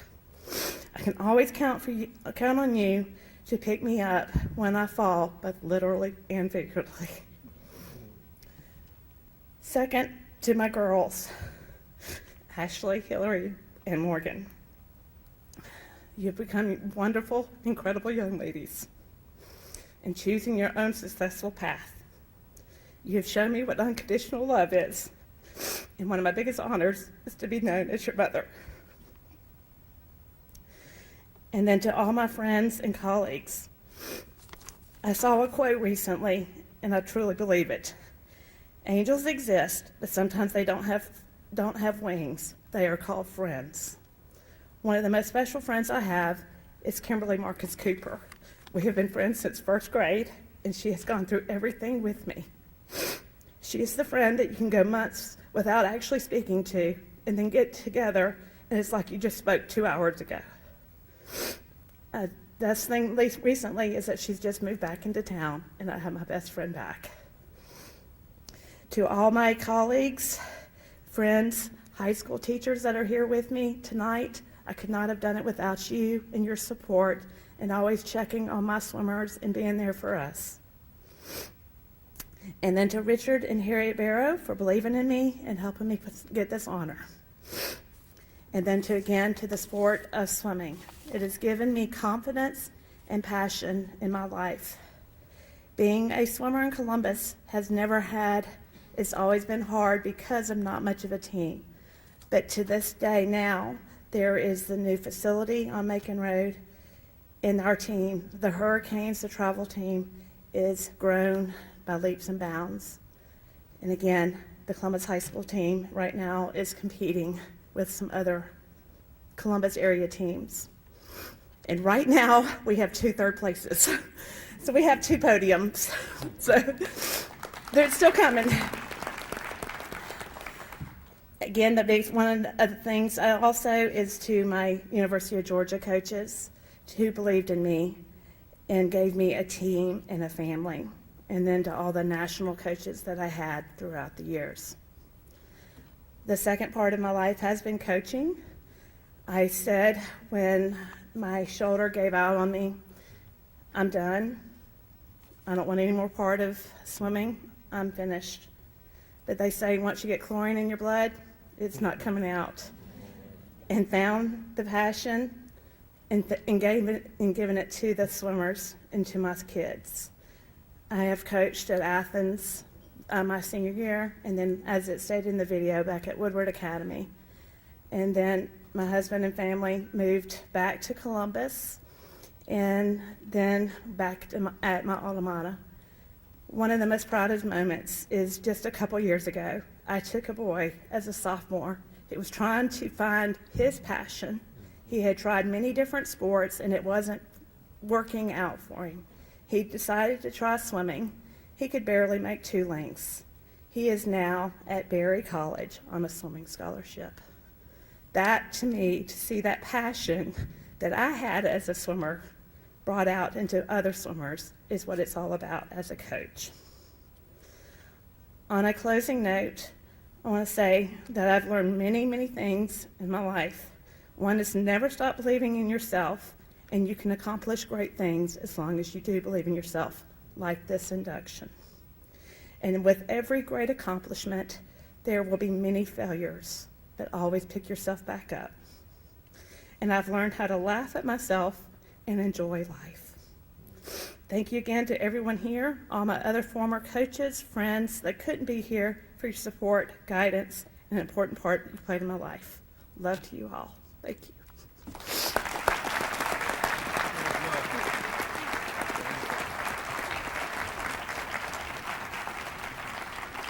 Congratulations, Karen, and to the families as well. Our next inductee lists his major accomplishments as becoming a dad to a handsome son and 2 beautiful daughters, playing 10 years in the National Football League, graduating from the University of Kentucky with a bachelor's degree in communications, his induction into 3 Halls of Fame, and training horses and building his dream home on his horse farm. Please direct your attention to the screen.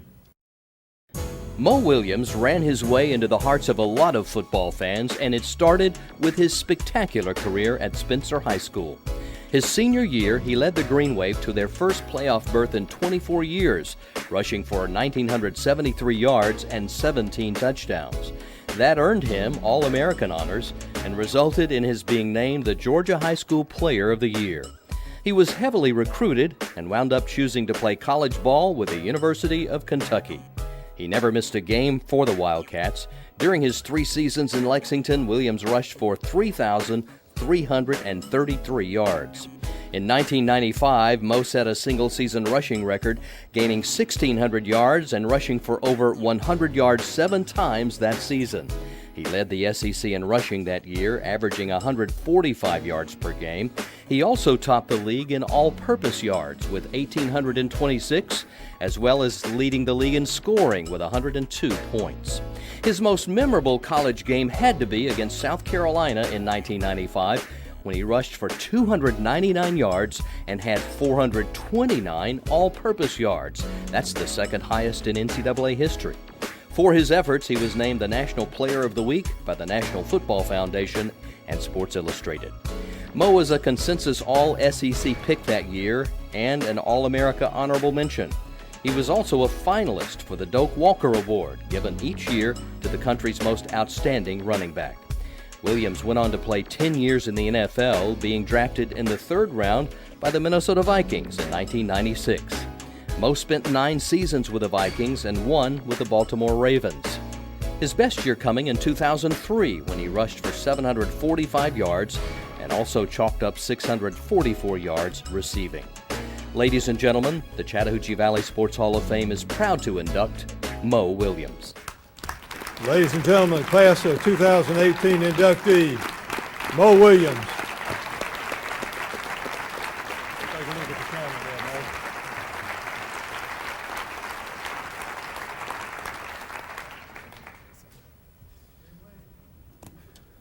You know what the best thing about being last name Williams is that y'all done heard everything. So, glad y'all came out. Y'all have a good night. All right, I told him I was gonna do that. You know what? It's awesome to be here. Number one, it's very humbling. But you know, you sit here and you listen to all of these gentlemen and ladies talk, and the number 3 things they always talk about, and which is somebody being their rock, somebody being there for them. You know, God, religion, family. And as we say it in football, faith, family, and football is how we keep things in perspective. Okay, and you know, today I have the honor of having my mother here, my sister here, which has been, oh, stand up please, mother. Yep, there you go, and my sister.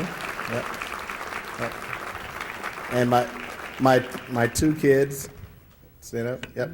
My other one is actually having a track competition today, so she couldn't come. And my aunt and uncle, yep, please stand up. Yep, yep.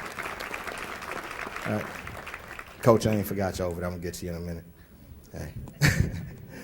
And you know, guys, understand that everything up here with the accomplishments that we are having as a group collectively is because we've had people in our corner.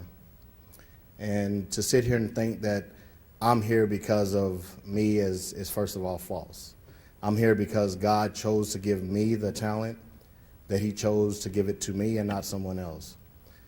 God gave me the mother that taught me that you never give up. Even when times are bad, you keep going. You get a sister that, now I'm talking about my sister.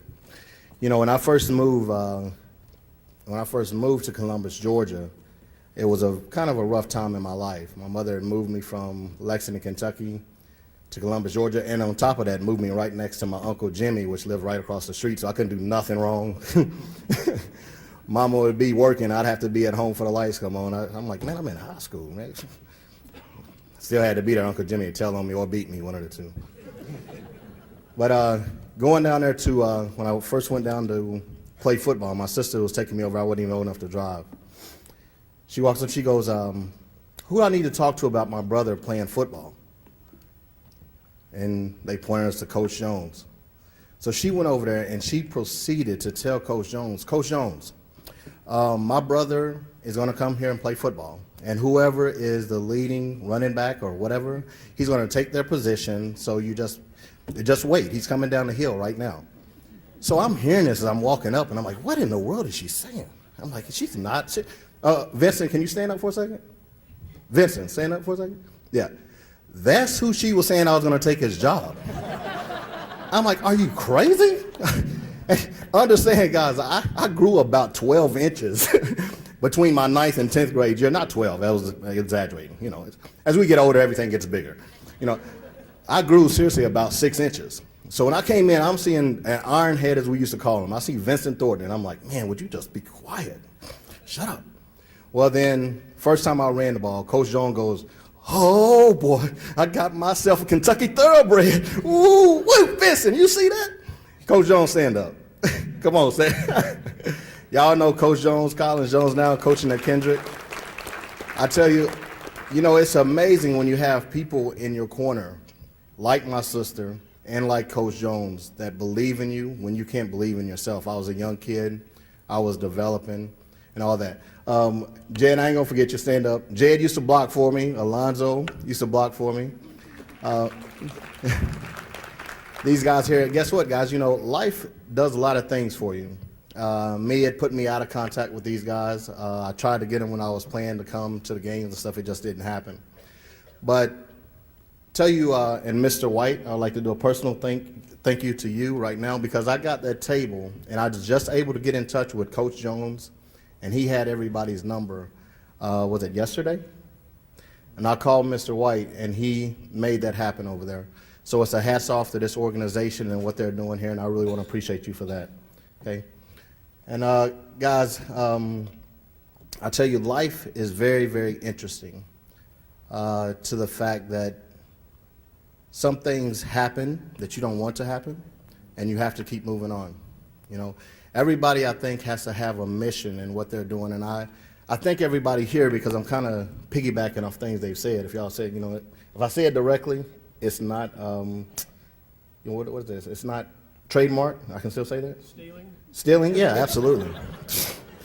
Are you kidding? I went back to school after 20 years. When in doubt, look about. It's better to cheat than repeat. Are you kidding me? Stealing, of course, man. Absolutely. Yes, sir. All right, you know what? That's the reason I said faith, family, and football. I'm going to stay on track here. Yeah. All right, family, talked about faith.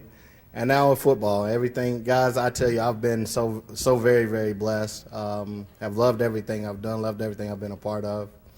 And, you know, when I first came down here, it basically coming to Columbus, Georgia, and being involved with the Greenway family was something that I needed in my life.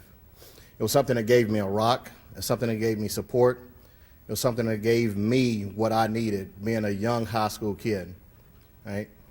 Now is little tough things going on in my life, and you know what? And again, I want to say, Mr. White, thank you, because you now have brought me back to my Greenway family again.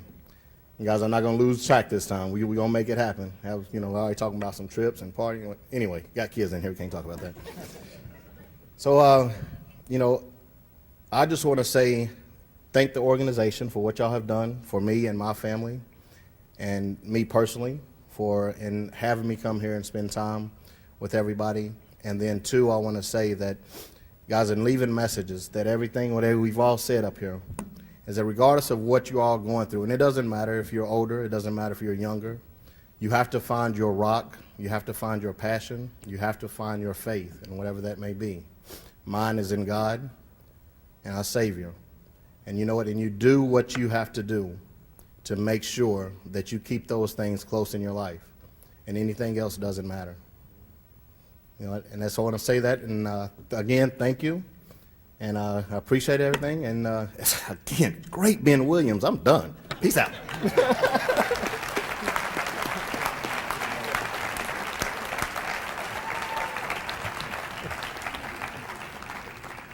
Congratulations, Mo Williams, and to the Williams family as well. Ladies and gentlemen, allow me, if you will, to share a couple of closing thoughts with you. We believe that there is at least one graphic measure by which we measure the great men and women of the Chattahoochee Valley.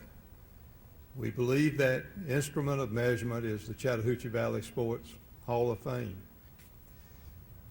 While it's physically located at the Columbus Civic Center, perhaps it's more important that it's located within our hearts. Within it are 112 individuals.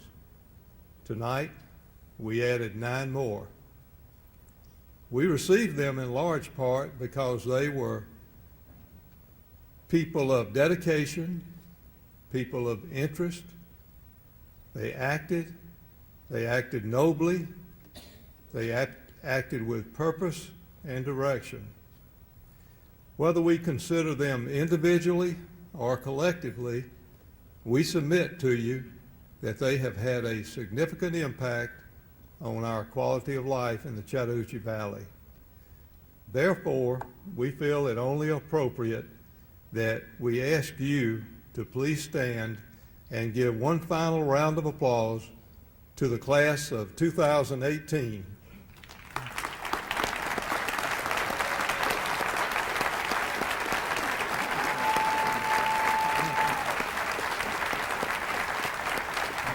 Good night, everyone. Thank you, Brother Jim.